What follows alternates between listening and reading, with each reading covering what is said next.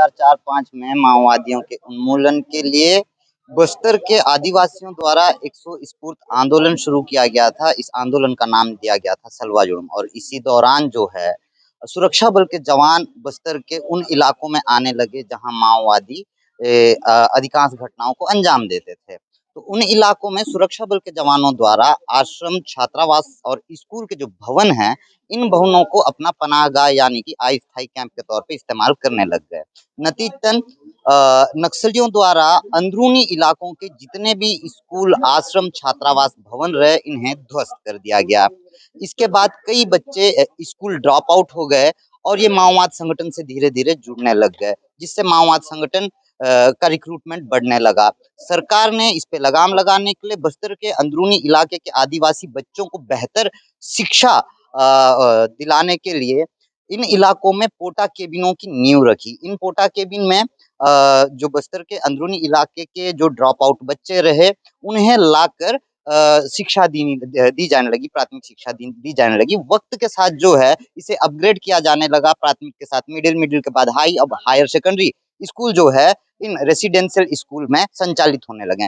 Porta cabin की नींव रखने के बाद से ही पोटा केबिन का अब तक विवादों से लगातार सामना रहा है। पोटा केबिन की आधारशिला रखनी हो या फिर इसका इंफ्रास्ट्रक्चर हो या बच्चों के कपड़े हो या बच्चों को दिया जाने वाला दाल, चावल, बड़ी आलू में भी बड़े भ्रष्टाचार की खबरें बेहद सामान्य हो चुकी हैं। पोटा केबिनों में लापरवाही की इंतहा को ऐसे समझिएगा कि कुछ दिन पहले ही एक पोटा केबिन में रात में आग लग जाती, जिसकी जद में आके 4 साल की एक मासूम बच्ची की मौत हो जाती है। अब फिर से पोटा केबिन एक बार फिर चर्चे में आया। इसके पीछे वजह है कि पोटा केबिन में पढ़ रही एक बच्ची गर्भ धारण कर लेती है और वो अब डिलीवरी कर देती है। जच्चा और बच्चा, ये अच्छी खबर है कि जच्चा और बच्चा दोनों सुरक्षित हैं, लेकिन हैरान कर देने वाला मामला इस वजह से है कि एक रेसिडेंशियल स्कूल में पढ़ रही बच्ची गर्भ धारण कर लेती है, 9 महीने बीत जाते हैं, अचानक से उसके पेट में दर्द होता है, उसे अस्पताल लाया जाता है, यहाँ उसकी डिलीवरी हो जाती है।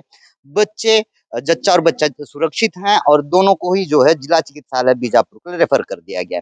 क्या है पूरा मामला, कैसे ये पूरी घटना हुई? पोटा केबिन और जिले में या फिर बस्तर के अंदरूनी इलाकों में संचालित जितने भी आवासीय स्कूल, आश्रम, छात्रावास हैं, इस पे किस तरह से लगाम लग सकता है या किस तरह के एलिगेशन आम तौर पर लगते रहे हैं, कैसे ये भ्रष्टाचार का एक बड़ा गढ़ बना है, इस पे भी चर्चा करेंगे। नमस्कार, मैं मुकेश चंद्राकर हूँ और आप बस्तर जंक्शन देखना शुरू कर चुके हैं। इस वक्त मैं गंगालूर सामुदायिक स्वास्थ्य केंद्र के सामने में हूँ। इसी अस्पताल में कल देर शाम गंगालूर रेसिडेंशियल स्कूल में पढ़ रही एक बच्ची को पेट दर्द की शिकायत हुई। उसे इस अस्पताल लाया गया। ट्रीटमेंट के दौरान ही सुबह करीब 4 से 5 बजे उस छात्रा ने डिलीवरी कर दी, यानी कि उसे प्रसव पीड़ा हो रही थी, जो पेट दर्द था दरअसल वो प्रसव पीड़ा थी और उसके बाद उसकी डिलीवरी हुई। बच्ची सुरक्षित है। हमारे साथ बी.आर. बघेल जी हैं, जिला शिक्षा अधिकारी हैं बीजापुर से। सर खूब दौरे कर रहे होते हैं, अक्सर जो है दौरे करते हुए नजर आते हैं। पीआरओ भी काफी पीआर करती है, इनकी काफी दौरे कर रहे होते हैं। दौरों का परिणाम देखिए सर। रेसिडेंशियल स्कूल में पढ़ रही एक बच्ची गर्भ धारण कर लेती है, 9 महीने बीत जाते हैं, अब उसकी डिलीवरी होती है। इन 9 महीनों में किसी तरह की जानकारी ना शिक्षा विभाग को होती है, ना ही आश्रम प्रबंधन को होती है। किसकी लापरवाही है सर? 12वीं की छात्रा स्वास्थ्य खराब होने के कारण उनके अस्पताल में भर्ती कराया जाता है और उसके बाद वो डिलीवरी होती है। तो ये खबर मुझे भी 10:30 बजे मिली। उसके बाद मैंने कलेक्टर सर को अवगत कराया, सीओ जिला पंचायत को अवगत कराया। तो आज सामान्य सभा और टीएल की बैठक होने के बावजूद भी आप वहाँ चले जाना। तो मैंने सर्वप्रथम पोटा केबिन गया, पोटा केबिन में उसकी उपस्थिति देखा। उसके बाद फिर हायर सेकेंडरी स्कूल में उस बच्ची का नाम, उसका डेट ऑफ बर्थ, ये सारी जानकारी ली। उसके बाद मैं हॉस्पिटल पहुंचा तो वो नवजात शिशु को जन्म दिया। उसी दौरान अधीक्षिका अंशु मिंज वो पिछले 2 महीना में या इससे पहले वो छात्रा आपको कब कब अवकाश लेके वो आश्रम से वो बीजापुर गई, उसकी भी जानकारी मैंने लिया। तो मामला इनकी पुरानी वो प्रेम प्रसंग ये पता चला कि लड़की की माँ और लड़का का पिताजी ये दोनों हॉस्पिटल में मौजूद हैं और 3 वर्ष पहले वो उक्त लड़की उस लड़का के साथ भाग चुकी थी। तो वो इस वर्ष की 12वीं की परीक्षा का 3 पेपर वो दिलाई है वो। तो अभी प्रथम दृष्टया आरोप में सबसे जिम्मेदार जो वहाँ की वार्डन है, अधीक्षिका है, वो उसको 9 महीना में पता न चलना, ये मतलब बहुत ही ये हैरान कर देने वाला मामला है सर। जैसे गर्भधारण हो जाता है, गर्भधारण के बाद तीसरे महीने के बाद अलग अलग सिम्टम्स नजर आने लगते हैं, उल्टियां होने लगती हैं कुछ लोगों को, फिर धीरे धीरे पेट नजर आने लगता है। 9 महीने बीत गए, कोई जानकारी नहीं सर। तो इस पर अभी सख्त कार्रवाई मैं जाके कलेक्टर सर के समक्ष फाइल पुटअप करूँ। अच्छा सर, ये जो रेसिडेंशियल स्कूल जिले में जितने भी संचालित हैं, यहाँ स्वास्थ्य परीक्षण कितने दिनों में होना चाहिए? क्या मतलब डेडलाइन, क्या गाइडलाइन जारी किया गया है? स्वास्थ्य परीक्षण 2 महीना में तो एक बार होता ही है। 2 महीने में? हाँ हाँ। और स्वास्थ्य परीक्षण में भी इससे, क्योंकि 6 महीना से स्वास्थ्य परीक्षण नहीं हुआ है ऐसा बात नहीं है, और इस बात का खुलासा नहीं होना। 9 महीने में मतलब करीब करीब 4 बार तो स्वास्थ्य परीक्षण उस आश्रम में हुआ होगा। इस बीच इस बच्ची को कोई सिम्टम्स नजर नहीं आया क्या? अधीक्षिका से बात जो हुई, उन्होंने हाँ कुछ बताया क्या? हाँ। क्या बताया उन्होंने? तो अधीक्षिका, तो क्योंकि ये छात्राओं से संबंधित है तो हम उतना डीप की बात अपन नहीं करते, तो ये अधीक्षिका ही इस बात को अच्छी तरह से आपको बता बता पाएंगे? पाएंगे। अच्छा, मैं ये जानना चाह रहा था सर, सुरक्षा के कैसे इंतजामात हैं रेसिडेंशियल स्कूल में? सुरक्षा मतलब जो आगंतुक है उनको पंजी में दर्ज कराया किया जाता है, और किसी बाहरी पर्सन को वहाँ रुकने की अनुमति नहीं दी जाती है। यदि इन्होंने गर्भधारण किया है सर, तो जाहिर सी बात है किसी संबंध में आए होंगे। तो वो संबंध क्या छात्रावास परिसर में स्थापित हुआ है? मतलब क्योंकि ये गेम्स या किसी प्रोग्राम में बीजापुर जाने के बहाने से जब ये भी इस तरह के किसी शैक्षणिक गतिविधियों में या प्रोग्राम में जब जाते हैं बच्चे, तो उनके साथ एक केयरटेकर जरूर भेजा जाता है। किसी भी टीचर को, या आप अपने चपरासी को भेज देते हैं, या गार्ड को भेज देते हैं, उनकी निगरानी में इस तरह की घटना। मैडम आइएगा, मैडम से बात करते हैं। जी बताइए। मतलब उनके साथ हर समय एक, चाहे शिक्षक हो चाहे केयरटेकर, ये भेजा जाता है। सर आपसे चर्चा करेंगे 2 मिनट, मैम से चर्चा करते हैं, आपसे थोड़ी और वार्ता करनी है। मैम, अच्छा, मैम का परिचय दे दूं। मैम उषा मिंज जी हैं, अधीक्षिका हैं अंशु मिंज जी हैं। कन्या रेसिडेंशियल स्कूल, जिस स्कूल की ये घटना है, जिस छात्रावास की घटना है, वहाँ की अधीक्षिका हैं। मैम 9 महीने बीत जाते हैं, गर्भधारण करती है बच्ची, जानकारी आपको नहीं लगती है? नहीं सर, नहीं लगी कोई जानकारी। सिम्टम्स नजर नहीं, नहीं आया? कोई सिम्टम्स नजर नहीं आया। और अभी 1 महीना नहीं हुआ है, 29 फरवरी को सिकलिंग जांच करने आया था स्वास्थ्य विभाग। जी। तो सिकलिंग जांच जो कर रहे थे वो भी कुछ नहीं बता पाए। हैरानी नहीं होती है मैम, गर्भधारण कर ली है बच्ची, 3 महीने बाद सिम्टम्स नजर आते हैं, मुझसे बेहतर तो आप जानते हैं। नहीं सर, तो सिम्टम्स नजर नहीं। किसी भी तरह कोई नहीं। सिम्टम्स नहीं। और हम स्वास्थ्य परीक्षण डेली चल रहा है बच्चों का। ये कैसा स्वास्थ्य परीक्षण मैम? स्वास्थ्य परीक्षण के लिए नहीं, हम उनके बच्ची गर्भधारण कर रही है, ये कैसा स्वास्थ्य परीक्षण हो रहा है कि डायग्नोस ही नहीं हो पा रहा है मामला? 1 मिनट सर, मैं आपके कहने का मतलब समझ रही हूँ। इतने बड़े हॉस्टल में मैं अकेली नहीं रहती हूँ। मेरे साथ 3 अनुदेशिका हैं, 2 रसोइया हैं, नीचे प्री मैट्रिक हॉस्टल भी है। जी, तो वहाँ पे लगभग 70 से आप 100 बच्चियां मान करके चलिए, साथ में स्टाफ के साथ। तो 100 लेडीज, मतलब गर्ल्स में और लेडीज में, तो 100 लोगों में सिम्टम्स कोई तो पकड़ कर बताता। मैम वार्डन मतलब आप गार्जियन हुए है ना, जी है ना? जी। आपके साथ जो 3 अनुदेशक हैं वो गार्जियन नहीं है, वो अधीक्षिका के पद पे पदस्थ नहीं है। नहीं, स्वास्थ्य परीक्षण के लिए मैं हर रूम में मैं रोज़ जाती हूँ हाँ। और हर बच्ची का पूछती हूँ स्वास्थ्य के बारे में, उनकी पढ़ाई के बारे में और बच्चों के साथ मेरी चर्चा होती है, मगर वो उसका जो पहनावा है ढीला-ढाला थोड़ा-सा पहन रही थी और लड़की दुबली है। तो कमरे से वो काफ़ी कम निकल रही थी क्योंकि अभी 3 पेपर भी वो दी है कंटिन्यू 12वीं क्लास की। तो वो कुछ कभी कुछ नहीं बताई और ना ही उसकी तबीयत भी खराब हुई है, कभी खराब नहीं हुई उसकी बच्ची तबीयत। किस कक्षा में थी? 12वीं। क्या उम्र रही होगी मैम बच्ची? अभी जैसे दाखिल खारिज रजिस्टर में देखें तो 20 साल के आसपास है। बालिग है। जी, 20 साल आप मान करके चलिए। अच्छा। 19 से 20 साल की है। जी। देखिए मैम, यदि गर्भधारण किए हैं ज़ाहिर-सी बात है संबंध स्थापित हुआ होगा। जी। क्या ये नहीं सर, छात्रावास नहीं, परिसर में नहीं। संबंध स्थापित हुआ है मैम? क्योंकि 9 महीने तो बीते होंगे, तो जुलाई में इन्होंने गर्भधारण किया है। जुलाई में जो है क्या कहते हैं, नया शिक्षा सत्र 16 जून से ही शुरू होता है होता है। जी। तो सर एक्चुअली जो लड़की है वो बीजापुर की रहने वाली है जी, और लड़का भी बीजापुर का रहने वाला है जी, और दोनों के पिताजी पुलिस विभाग में है जी, और लड़की 3 साल पहले घर से भागी थी जी, और इनकी एक मीटिंग बैठी थी जी, शादी करवाने के लिए। परिवार की।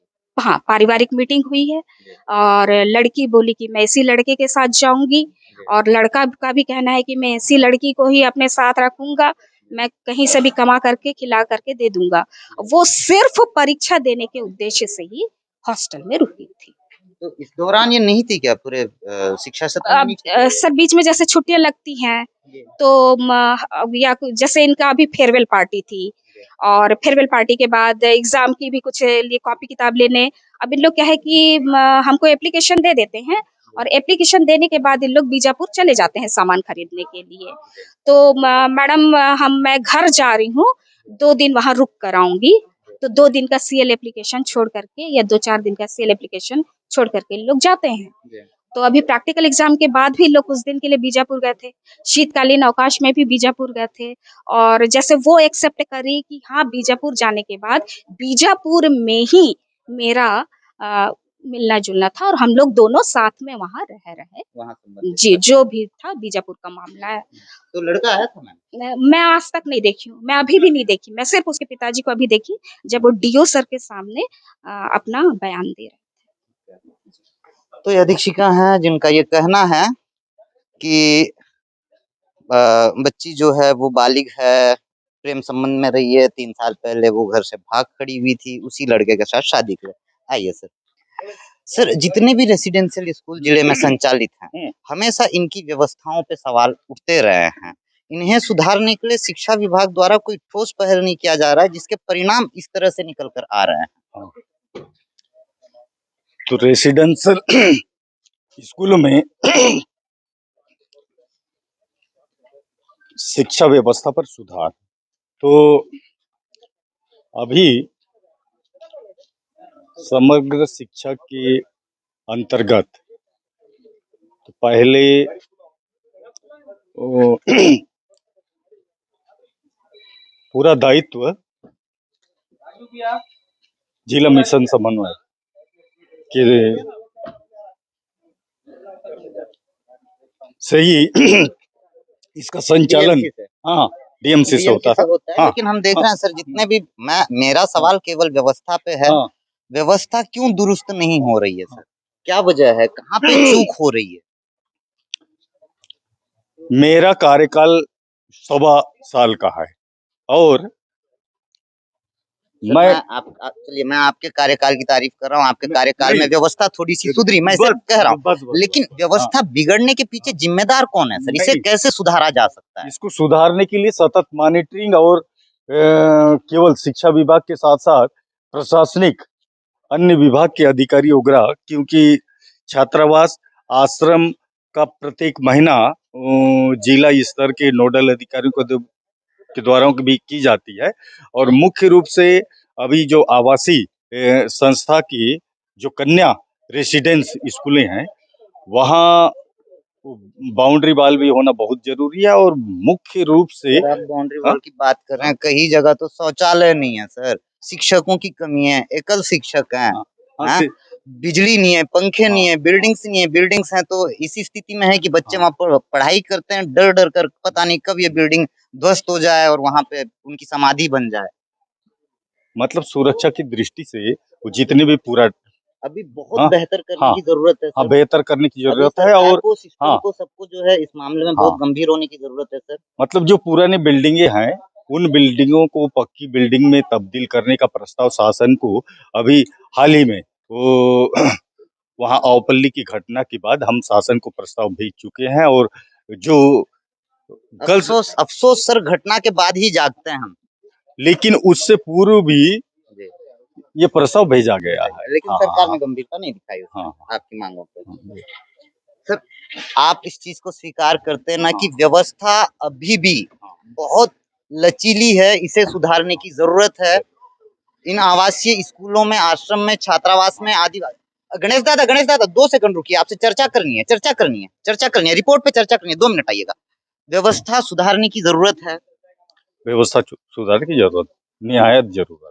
बिल्कुल, तो ये शिक्षा विभाग के अधिकारी हैं, जिम्मेदार अफसर हैं, जो इस बात को स्वीकार कर रहे हैं कि अभी भी व्यवस्था सुधारने की जरूरत है।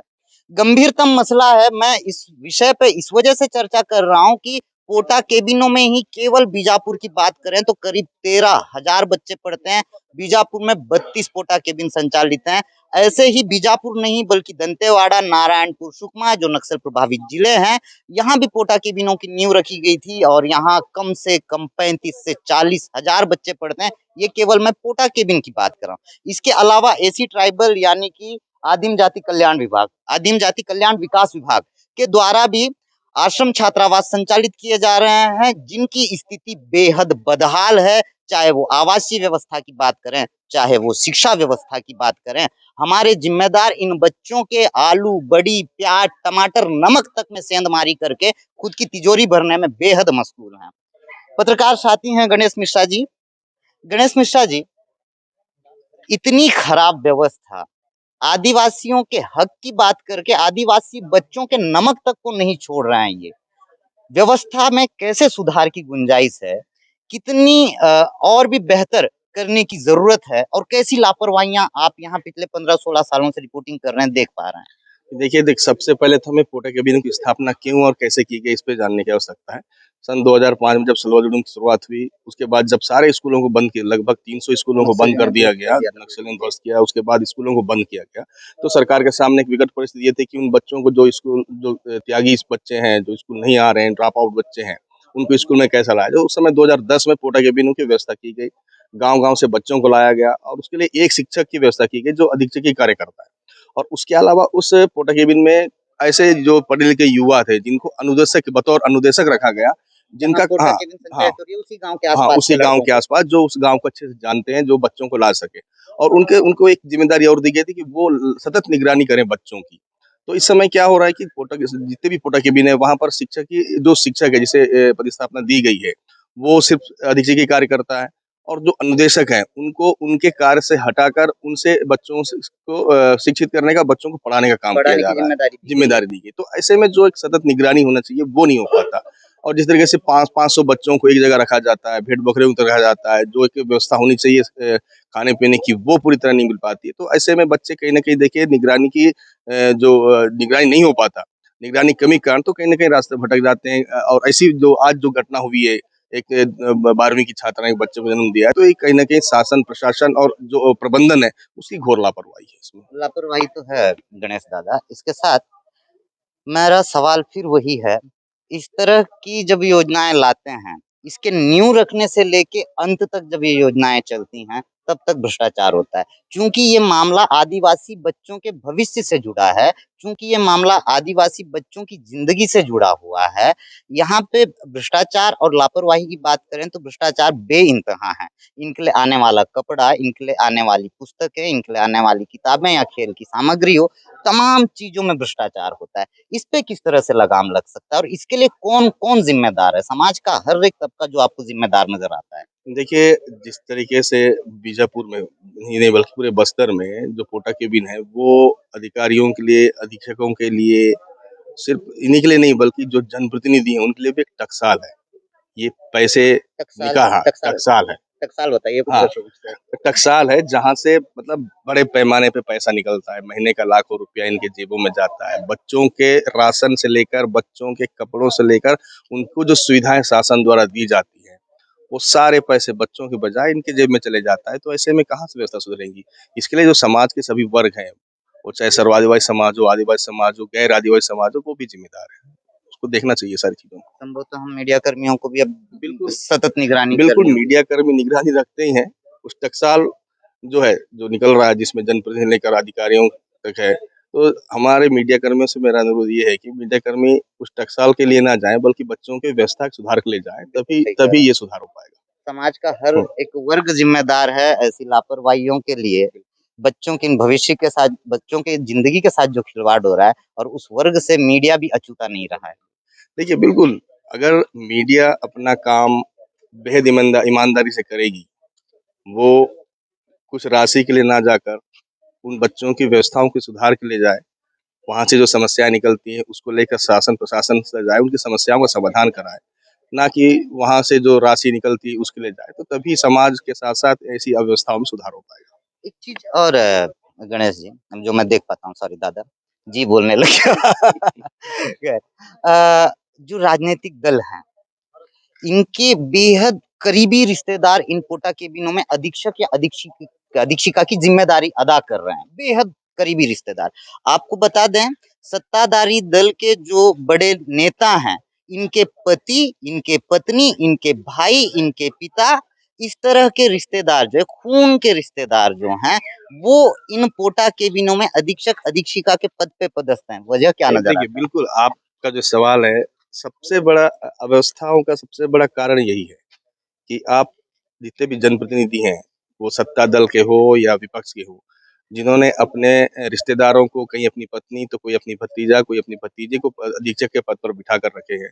और अगर अव्यवस्थाओं को लेकर अधीक्षक के ऊपर अगर शासन प्रशासन कार्रवाई भी करना चाहे, तो भी नहीं कर पाता। सर से सवाल ही कर लेते हैं। सर आइए, तो आइए सर आइए, तो सर से बात करते हैं। कार्रवाई नहीं कर पाते। जब जब मतलब एक सत्ताधारी दल के लोगों के रिश्तेदार जब अधीक्षक के पद पर रहेंगे, तो अधिकारी भी क्या करेंगे? क्या कर सकते कुछ नहीं कर पाएँगे। हैं? सर, हम देखते हैं पोटा केबिन 100 सीटर आश्रम में जो अधीक्षक अधीक्षिका पदस्थ हैं, ये अधिकांश सत्ताधारी दल, बड़े राजनेता या रसूखदार के बेहद करीबी लोग होते हैं।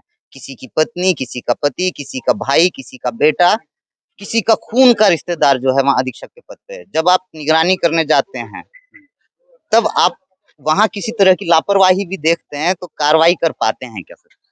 सर ईमानदारी से हाँ, जवाब दीजिएगा।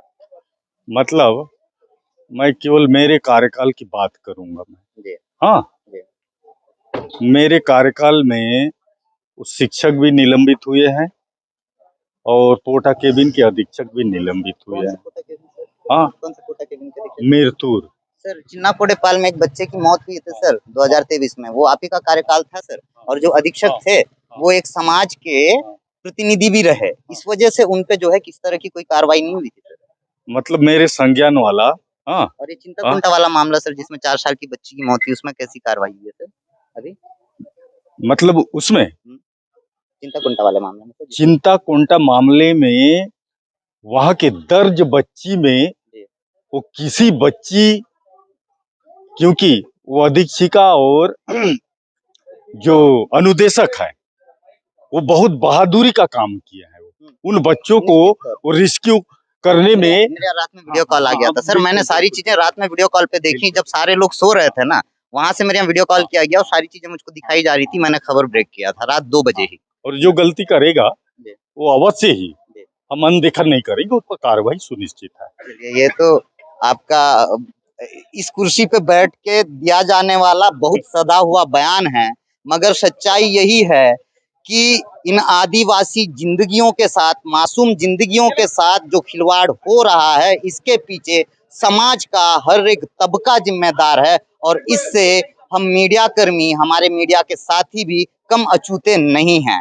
मगर कोटा केबिनों में और इन आवासीय रेसिडेंशियल स्कूल में जिस तरीके से लगातार लापरवाही, भ्रष्टाचार, भर्राशाही और इन मासूम जिंदगियों के साथ खिलवाड़ की खबरें निकल कर आ रही हैं, बेहद जरूरी है सरकार को कि इस तरह की लापरवाहियों पे विराम लगाए, ताकि इस तरह की घटनाओं की पुनरावृत्ति ना हो, जिससे एक गलत संदेश आम समाज, आम आवाम तक जाए। मगर ये इन सारी चीजों के बीच भी अच्छी खबर ये है कि जिस बच्ची ने एक बच्चे को जन्म दिया है, दोनों ही सुरक्षित हैं। लेकिन इन स्कूलों में, इन आश्रम छात्रावासों में, इन कोटा केबिने में पढ़ रहे बच्चों का भविष्य और उनकी जिंदगी बिल्कुल सुरक्षित नहीं है। ये मैं पूरे दावे के साथ कह रहा हूँ, पूरे यकीन के साथ कह रहा हूँ, व्यवस्था को देखते हुए। अभी भी प्रशासन को बेहद जरूरी है थोड़ी शक्ति दिखाए, ताकि इन आदिवासी मासूमों की जिंदगी के साथ और खिलवाड़ ना हो सके, इन्हें इनका हक मिल सके।